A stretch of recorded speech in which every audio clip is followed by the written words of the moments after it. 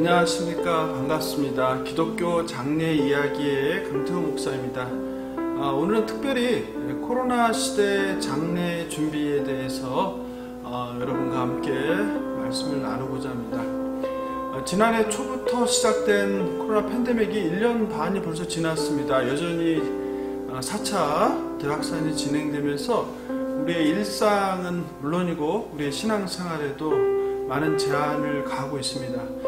백신 접종이 시작되면서는 백신 접종만 70%만 넘으면 집단 면역이 형성되어 일상 회복이 가능할 거라고 했는데, 최근에 확산되는 델타 변이의 상황을 보면 백신 접종자들도 감염되고 또 증증도 많다고 하니 백신도 완전한 해결책이 아니고 정말 앞으로 코로나와 더불어 살아야 하는 것은 아닌가 하는 걱정이 듭니다. 무엇보다 안타까운 것은 현실적으로 코로나 팬데믹 상황에서 세상을 떠나는 사람들도 많이 증가했지만 연로하신 분들이 누구보다도 코로나에 취약한 상황입니다. 게다가 환우가 가족들이 코로나로 인해 함께 이별하는 시간도 충분히 자유롭게 갖지 못하고 서로 격리된 상황에서 슬픈 사별을 해야 하는 안타까운 사연들입니다. 어르신들이 요양병원에 계신 경우에는 강화된 코로나 방역 수칙으로 아주 장기간 동안 가족들조차 면회도 금지된 상황에서 임종도 제대로 못하고 사별하는 일도 비일비재합니다.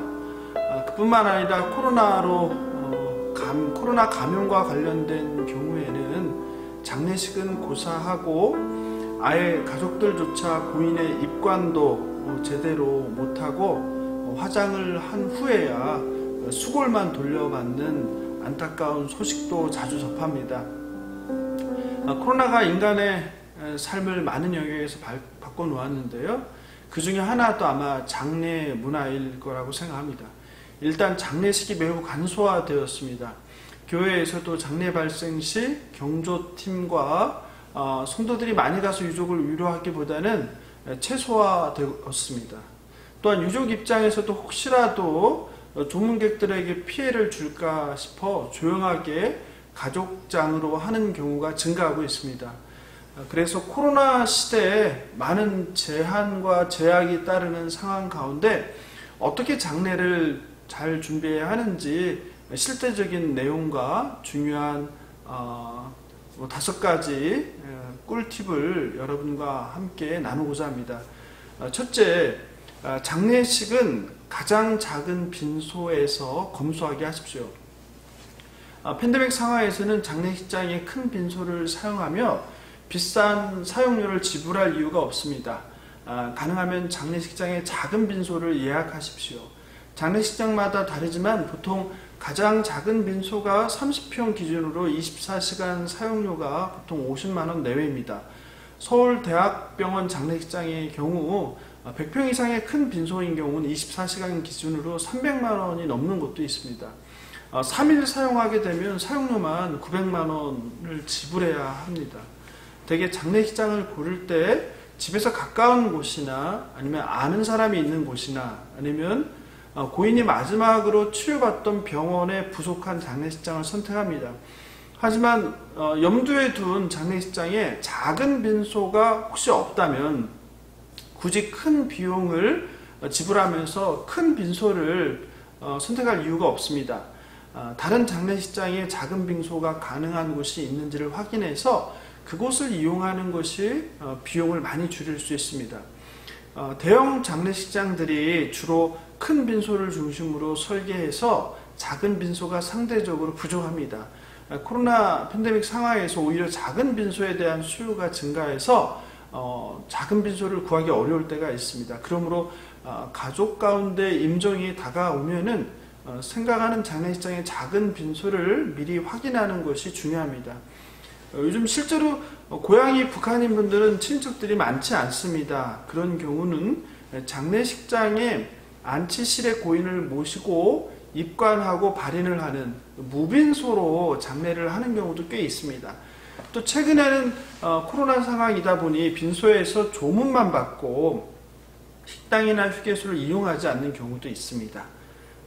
그러므로 특별한 지금과 같은 코로나 전염병 팬데믹 상황에서는 다른 사람들의 이목이나 아니면 과거에 했던 전통들을 신경 쓰지 마시고 가족 형편에 알맞게 장례식장 크기, 빈소, 그리고 조문 형태를 결정하시는 것이 바람직하다고 생각합니다. 둘째, 음식은 채소 가짓수로 그리고 채소 단위로 주문하십시오. 유족 입장에서는 어려운 상황 가운데 조문을 오신 손님께 음식이라도 후히 대접하고 싶은 마음에 음식 종류도 또 음식량도 많이 주문합니다. 장례식장에서는 가능하면 많은 이익을 남기기 위해서 많은 음식의 가짓수와 양을 제한합니다. 또 매점을 따로 운영하는 경우에는 매점에서 많은 종류의 음료수들과 그리고 술을 팔려고 합니다. 유족들은 그냥 좋은 게 좋은 거라는 생각으로 그런 제한을 수락합니다. 그러나 절대 음식의 가짓수를 많이 또 양을 많이 그리고 음료수도 종류별로 많이 주문하지 마시고 최소 정해진 인원으로 주문하시면 좋을 것 같습니다. 과거와 달리 코로나 상황에서는 식사를 꺼리는 조문객들도 많습니다. 가족들만 식사한다는 생각으로 처음에 정해진 최소 인원 30인분 또는 50인분으로 주문하셔도 됩니다. 또 혹시 예상외로 식사하시는 분들이 있어 음식이 부족하면 추가 주문을 언제든지 할 수 있습니다.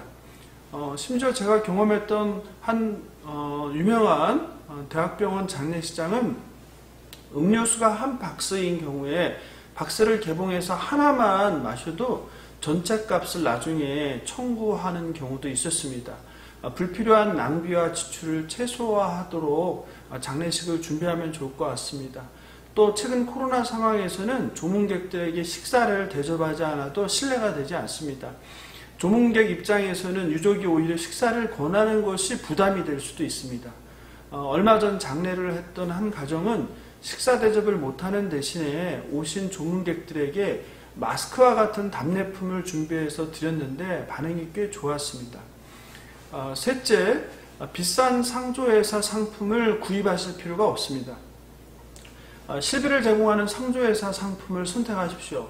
광고를 많이 하는 상조회사 상품은 비쌀 수밖에 없습니다. 상조회사마다 그 제품의 가격이 천차만별입니다. 100만원 내외하는 실속형 상품에서 400만원이 넘는 고가의 상품도 있습니다. 제가 경험하고 제가 아는 바에서는 400만원이 넘는 상품이 100만원 내외의 실속형 상품보다 실제로 4배 이상의 좋은 서비스와 품질을 제공한다고 절대 생각하지 않습니다. 그리고 상조를 꼭 미리 가입할 필요도 없습니다. 요즘은 후불제 상조회사들도 많고 그리고 상품 가격도 합리적이고 그리고 실속형으로 다양하게 제공하고 있습니다. 그리고 코로나 시대에 맞게 조용한 가족장을 준비하는 100만원 내외의 실속형 상품도 많이 있습니다. 싼 게 비스덕이라고 하는데요. 실제로 그 말이 무색할 정도로 좋은 품질의 서비스를 제공하는 곳이 많이 있습니다. 또 한 가지 주의할 점은 가격이 싼 경우에는 추가 비용이 혹시 발생하지는 않는지 꼼꼼히 상담을 받으셔야 합니다. 막상 가격이 싸서 전화를 했는데 실제로 나중에 만나서 상담하면 한 가지, 두 가지 추가 비용이 발생하면서 마음이 상하게 되는 경우가 있습니다. 유족 입장에서 황망한 상황에서 세세하게 가격을 가지고 따질 수 없기에 찜찜하면서도 그냥 장례지도사가 권하는 대로 추가 비용을 지불하면서 장례를 하게 됩니다.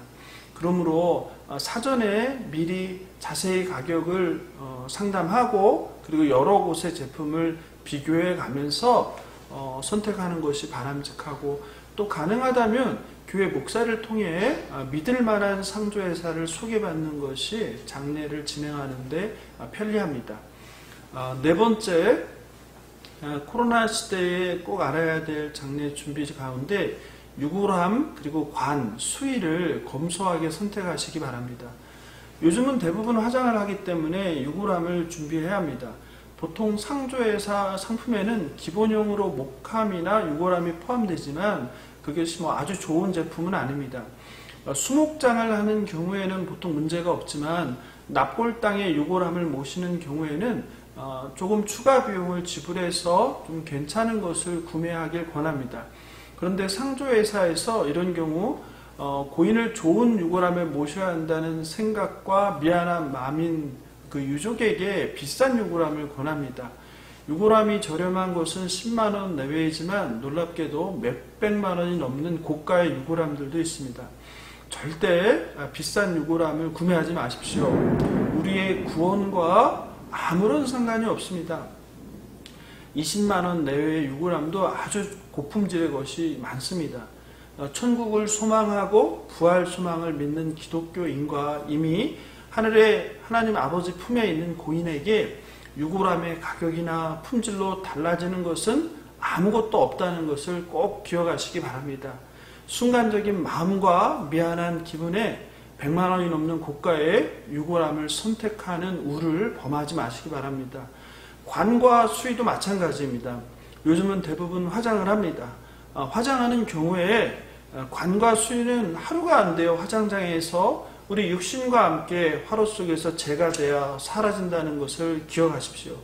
그냥 상조에서 기본으로 제공하는 오덕나무 관과 수의를 사용하시면 됩니다. 또 수의를 입히지 않고 고인이 평소 좋아하시던 옷이나 아니면 평소 즐겨 입던 옷을 입히셔도 전혀 문제가 없습니다. 다시 한번 말씀드리지만 유골함 그리고 관, 수의는 검소하게 선택하시길 권합니다.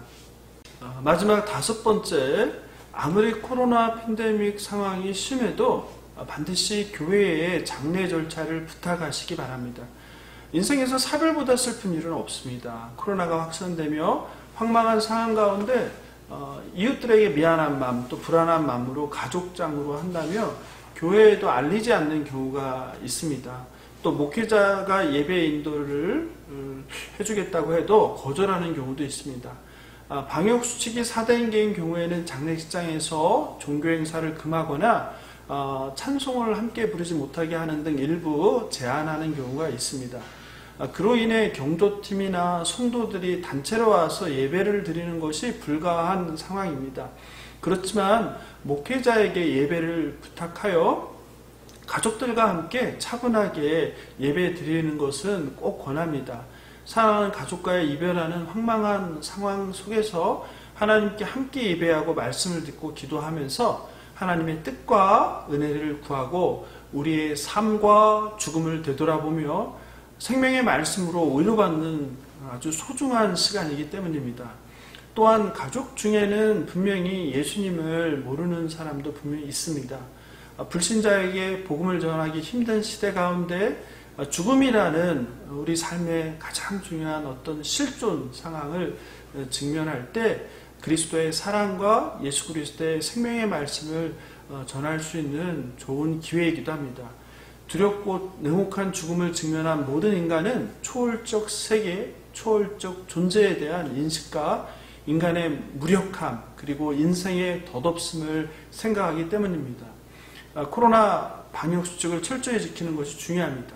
가족과 목사가 그리고 장례식장과 장례지도가 잘 의논한다면 얼마든지 방역수칙을 준수하면서 하나님께 예배드리는 것이 가능합니다. 또한 화장장이나 장지에서는 4단계 상황에서도 예배를 제한하지 않습니다. 특별히 장지가 실외인 경우에는 얼마든지 부활 대망 예배, 하관 예배를 드리는 것이 가능합니다. 간혹 유족들이 장례를 부탁하는 것을 교회나 목사에게 미안하게 생각하는 경우가 있는데요. 목사나 교회에 조금 더 미안한 일이 아닙니다.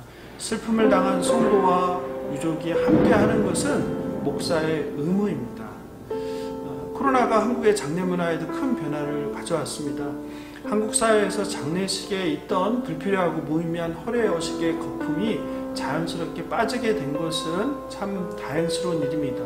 하지만 전염병 상황으로 우는 자들과 함께하라는 성경의 말씀대로 교회가 슬픔을 당한 유족과 위로하며 성도의 교제를 나누는 문화가 점점 사라지는 것은 안타깝습니다.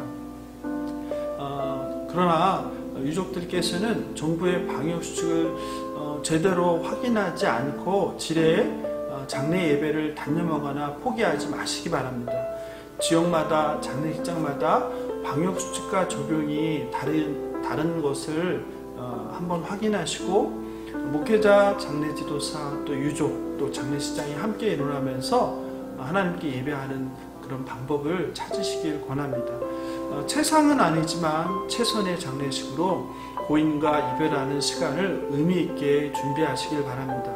마음과 정성을 다해 기독교 장례식을 할 때 유족들은 슬픔의 충격과 아픔도 빨리 잊고, 무엇보다 하나님 나라에 대한 소망과 부활 소망에 대한 믿음도 굳어지고, 또 가족 간에 가지고 있었던 오해나 막힌 담이 허물어지고, 서로 용서하고 서로 용납하고 서로 이해하는 놀라운 성령의 역사가 일어나는 것을 여러 번 경험했습니다.